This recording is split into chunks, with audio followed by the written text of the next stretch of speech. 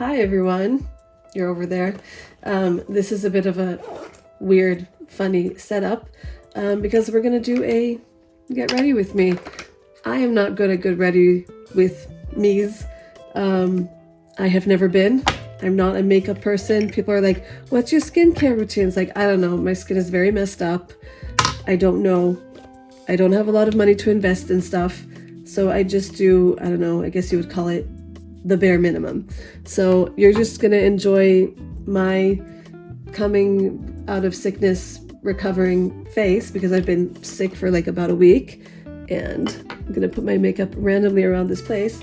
And we're just going to talk about the lawsuit situation that I've been not alluding to. Like, I'm not trying to hide anything on purpose, but I understand that I can't entirely talk about everything yet because it could get me in trouble. But I can tell you guys about what happened. So let's start.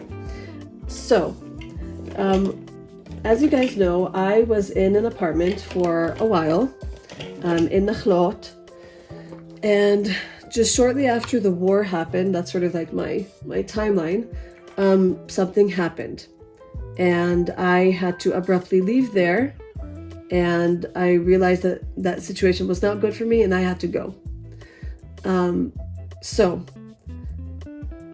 the long story short, and I'll put the the links to the previous videos that you guys can see to sort of come up to speed with the story, but basically he stole a good portion of my money, which is not something I'm willing to compromise on, not necessarily even just because of the money itself, but because of who gave me that money. So apart from like an inheritance that I'll receive when, you know, both my parents would have, you know, died, my dad, before he died, he left like sort of just like a sum of cash like for me, just to help me out in like life in the immediate sense.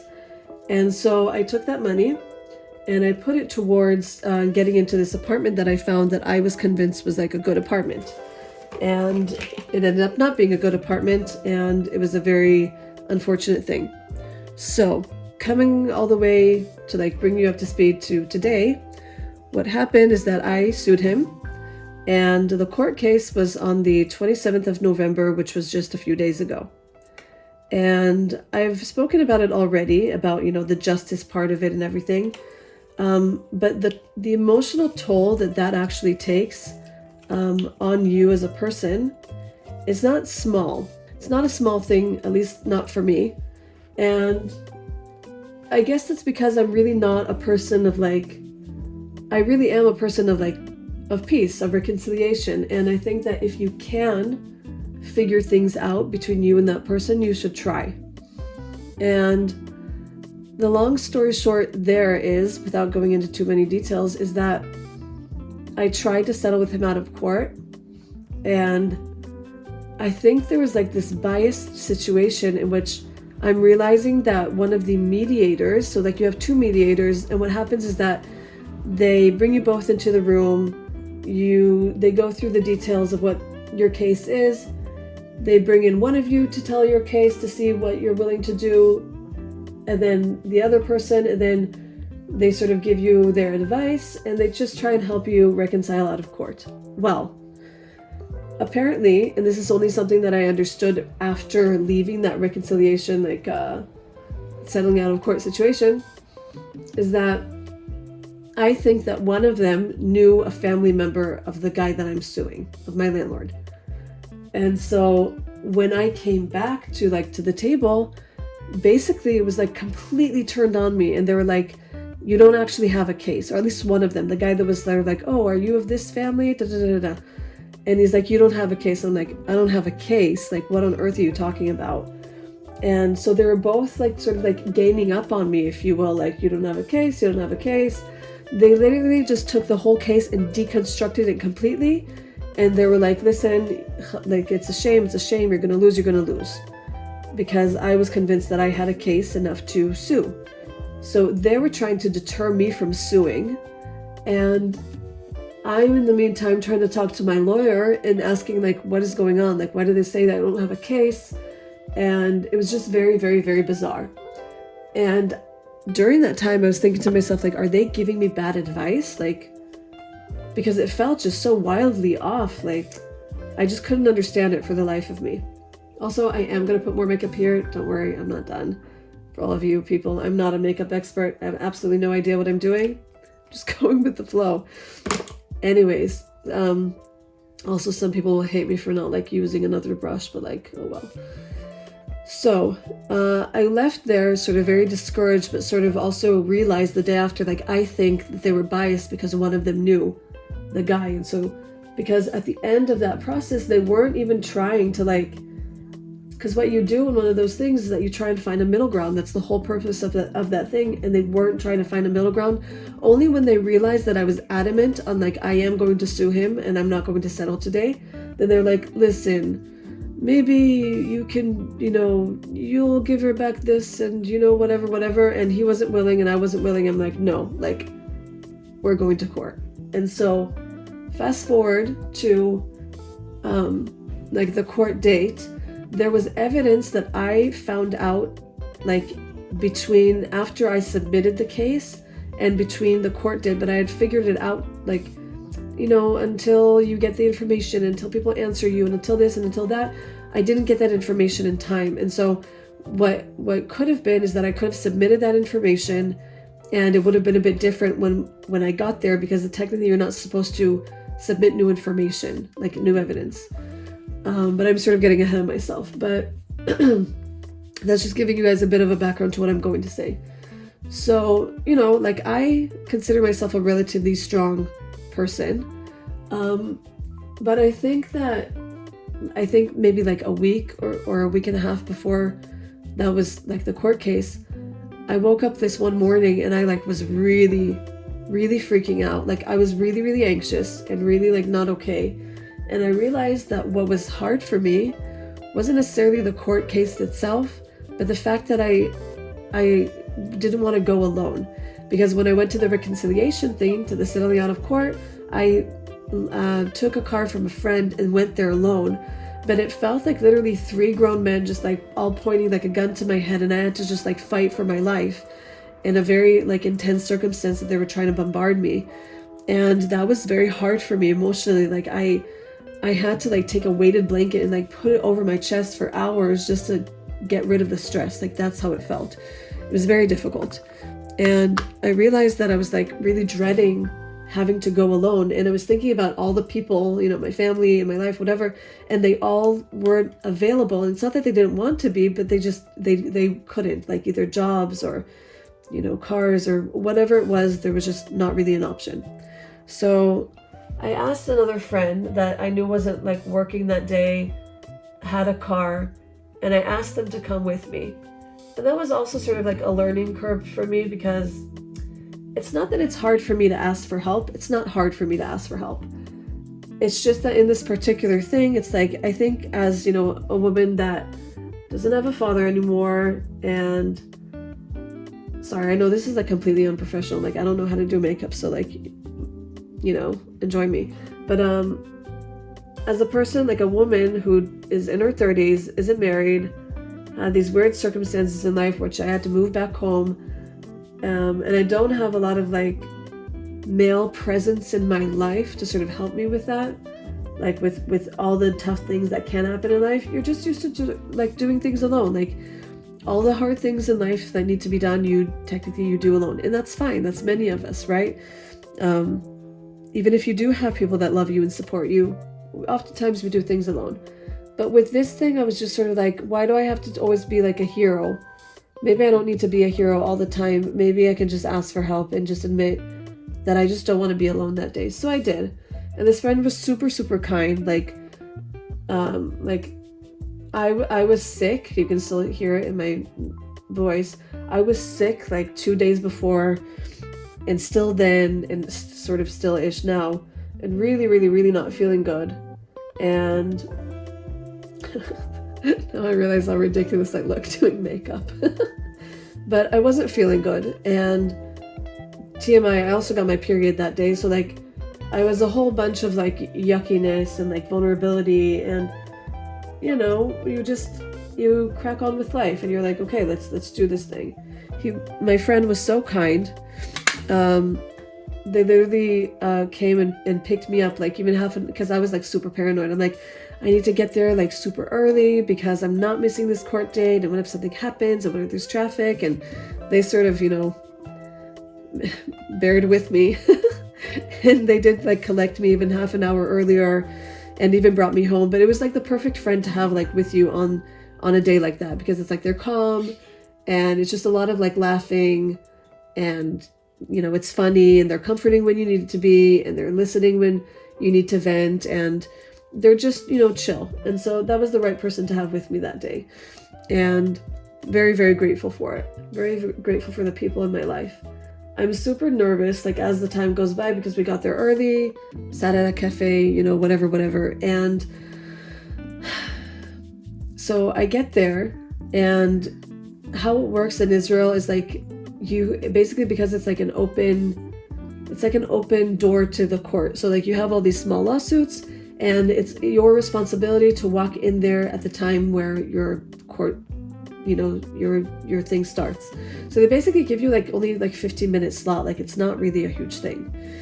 And so I get there, and the landlord was late, like 2 minutes late. They're like, okay, then we're gonna wait, and then he appears.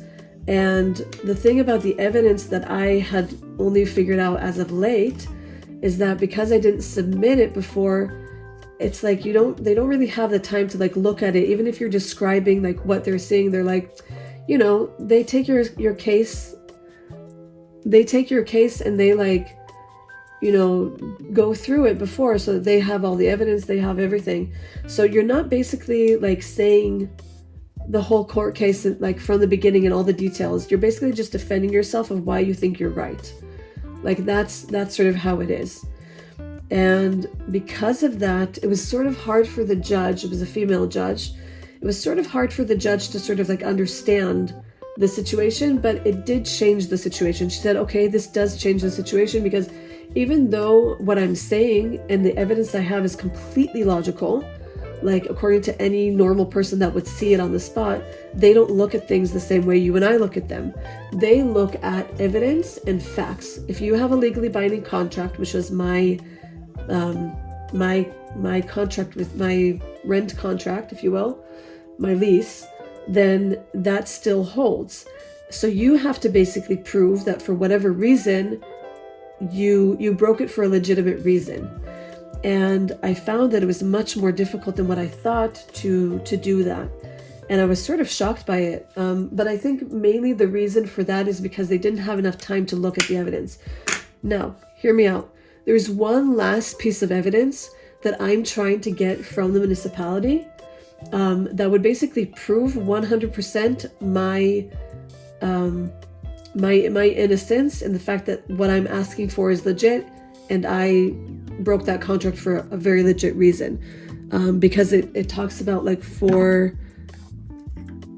don't know if I want to call it for malice, but like something like that. And basically, like, you get this information through like the Freedom of Information department, but it took forever. Goodness, like I submitted it, and then they're like, no, not this department, this department. So I'm like, okay, this department. And then I said like, hey, what about my case? They're like, here, submit it here. I'm like, I already submitted it. Okay, I'll do it again. And then by the time they asked for like an email with the information that I needed, like what information do you need? They didn't answer me for 2 weeks. And it's like everything was like last moment. It was just, it's like you have to fight for it. Like you really have to fight for it.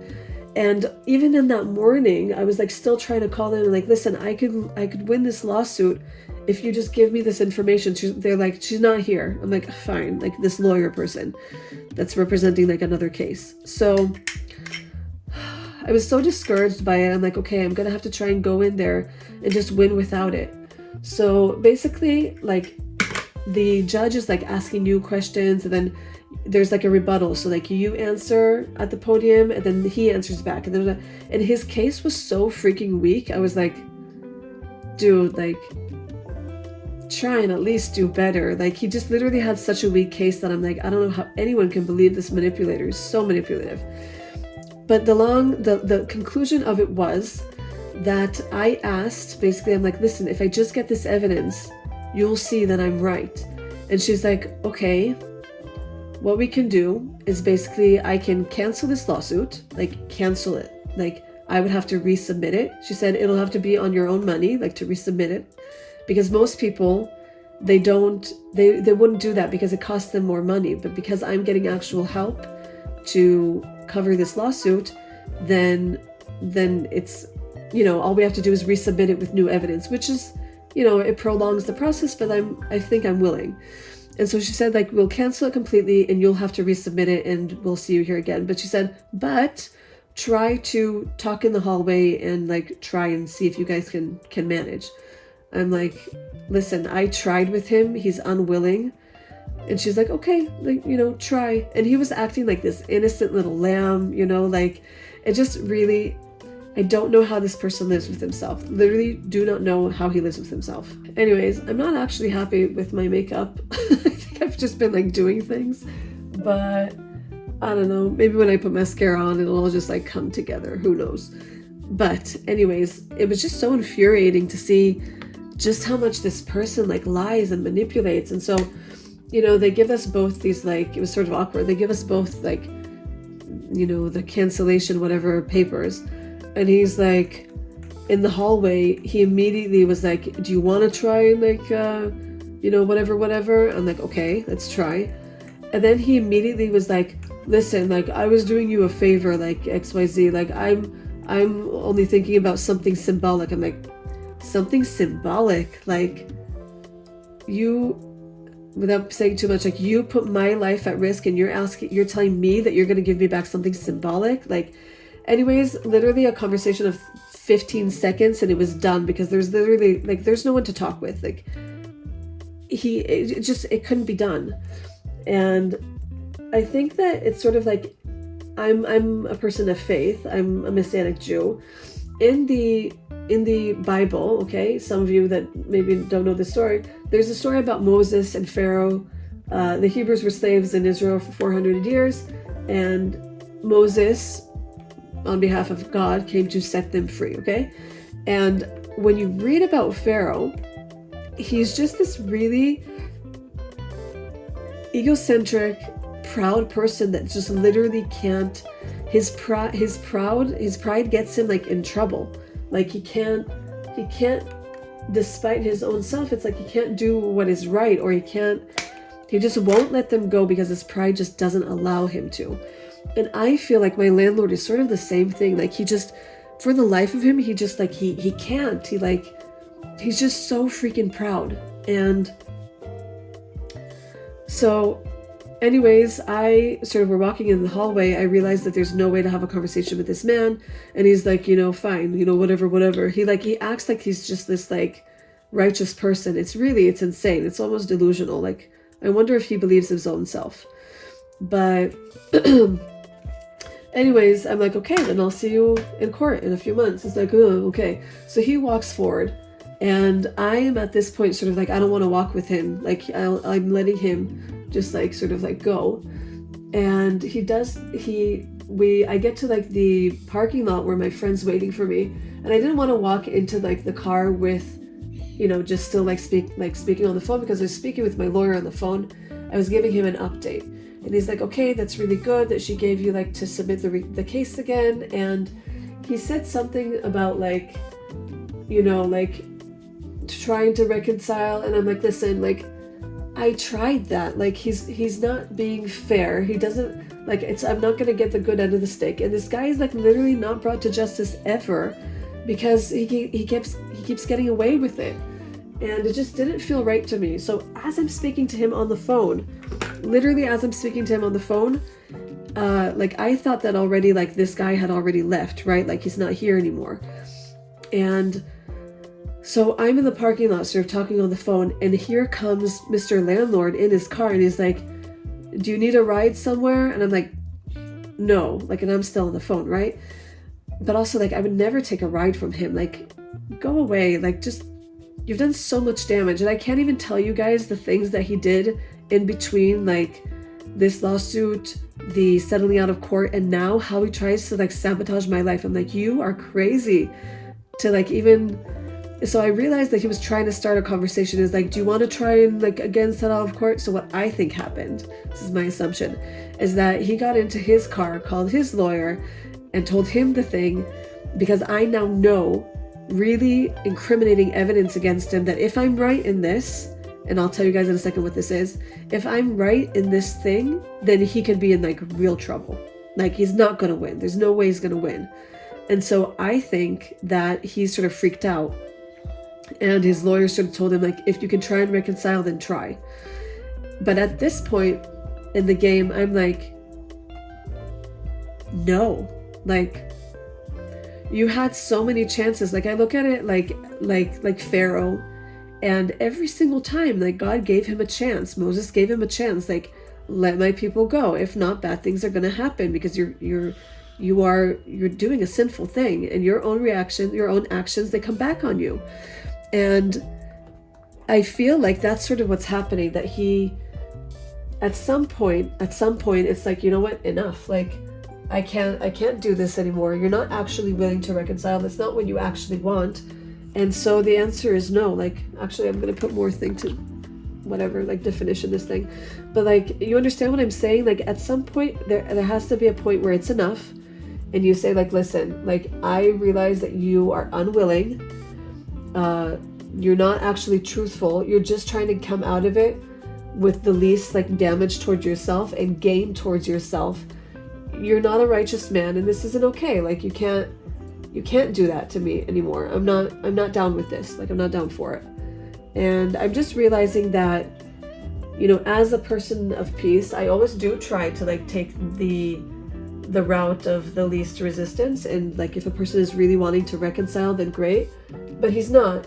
Like this isn't a man that's suddenly like repenting and he's like, oh, actually, yes, I've done wrong and I want to change this. And like, not that I need that from him in order to reconcile. A lot of people reconcile whether the person changes or not. Like that's not, I'm not trying to sit here and teach him a lesson, but it just felt so wrong to me. Like it felt so wrong to sit there and be like, to take whatever type of devil deal he's trying to cut me. Like at some point it's like, no, you actually have to pay for what you do, because you've done horrendous things, not only to me, but like to the downstairs neighbor, like to just so many people. He's just gone away with so much with so many people that at some point you're like, I'm done. Like you're not a righteous man and you're not willing to change, and I'm not going to be another one of those people. And so again, I'm in the parking lot and he's saying like, do you want to try and talk again? And I just decide to ignore. I'm like, no, I'm done. And even like in the car, like when I was talking to my lawyer, he was like, you know, we shouldn't want to try, like we should try like to reconcile. And I'm like, listen, at some point I have to be done. Like, cause I think he was hearing a lot of like, sort of like, I'm done. Like if I need to screw this man over, then I'm going to. Like at some point you just have to say enough. And I think he wasn't understanding like my approach completely, because he's like, if you can try to reconcile, then try. I'm like, listen, I tried. And I think that at some point it's my prerogative to say enough. Enough is enough. I'm not doing this anymore. Like it's not going to happen. So bringing it all the way to like today. So like I was still sick like this whole time, really trying to recover. And I think there's a part of me that was sort of like apprehensive and anxious and afraid that maybe I had done the wrong thing. Maybe the evidence that I'm trying to get from the municipality isn't as incriminating as I think, or it doesn't prove what I'm trying to prove, because I don't have all the information. I have part of the information. And so it's just one of those things that you, like I'm taking a risk, you know what I mean? Like I'm taking an actual risk. Also, these are from my, you know, not feeling well days. I'm taking a risk because it's like, yeah, at the end of the day, I don't know if what the evidence I think I'm going to get is the actual evidence that's going to help me or not. Like, also, I know this is not like ethical, but like I ran out of my brow, whatever, so I'm just going to do this. I'm sorry for like you makeup artists that like you see this and you're like, oh, this is so horrendous, but like, it's okay. Life is so tough for me right now that I'm just like not caring. I was sort of like talking to my friend in the car. I'm like, why do I feel sort of like sad right now? I'm sort of depressed. And they said something like, what was it?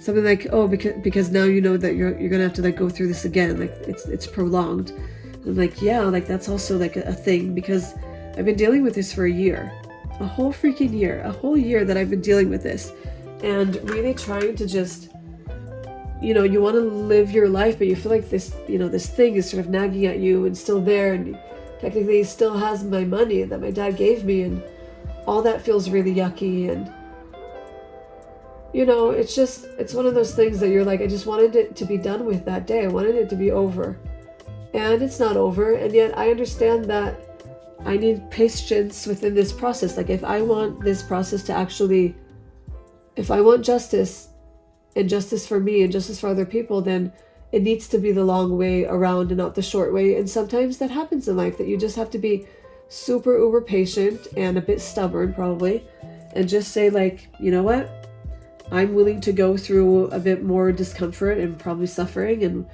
pay the price of that to achieve what I want and what I need. And so it's not about teaching this man a lesson. It's about justice at this point, because it touches more lives than just mine. And it's actually much bigger than what even it just touches my landlord. It's that's saying too much. It's much bigger than that. So